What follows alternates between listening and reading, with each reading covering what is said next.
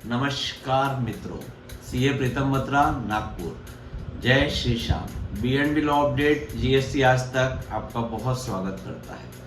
आज जो विषय लेके आया हूँ वो एक बहुत इम्पोर्टेंट एडवाइजरी आई है जीएसटी में, जिसे समझाने जा रहा हूँ, जिससे जीएसटी 3B भरने के नियम बदल जाएंगे।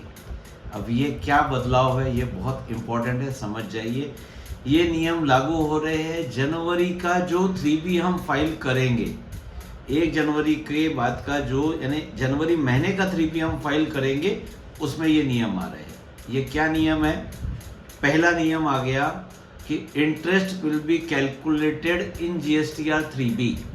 जीएसटीआर 3B में ऑटोमेटिक इंटरेस्ट कैलकुलेट होके आएगा। उसमें उन्होंने 2 कंडीशन दे दी है। क्या?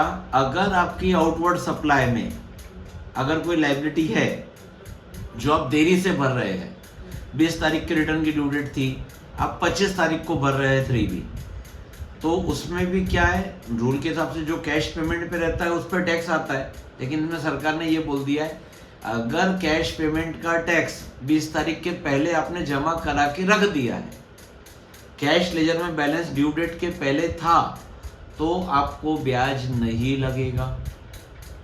ये जो इंटरेस्ट है ये ऑटो ड्राफ्टेड है, ये कम नहीं हो सकता, ये फिक्स है, ये बढ़ सकता है।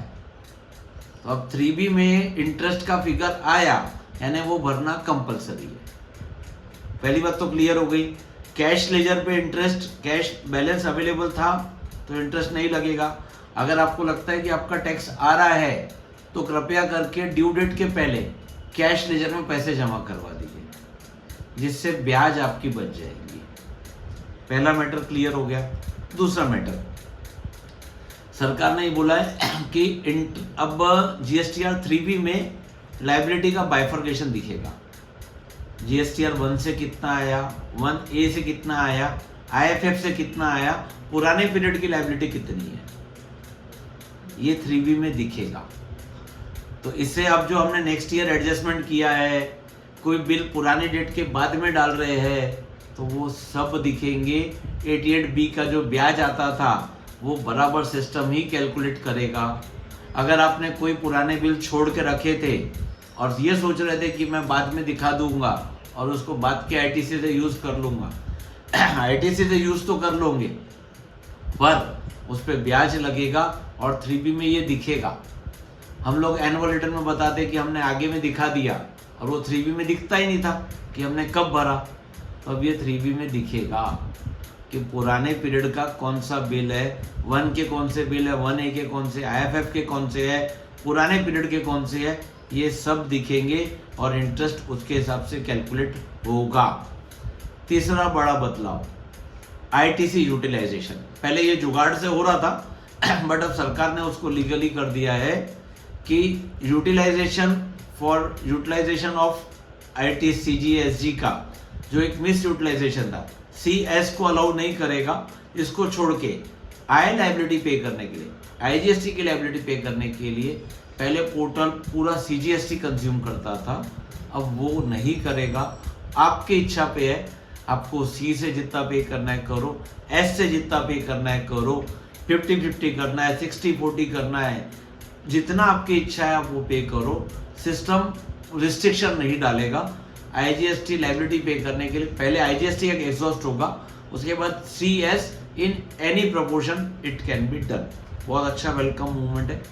चौथा बड़ा मूवमेंट आया, चौथा अपडेट क्या आया कि यदि मैंने आखिरी 3B लेट भरा और उसके बाद मैंने रजिस्ट्रेशन कैंसिल कर दी, अब वो जो लेट 3B फाइल किया उसका इंटरेस्ट किससे लेंगे?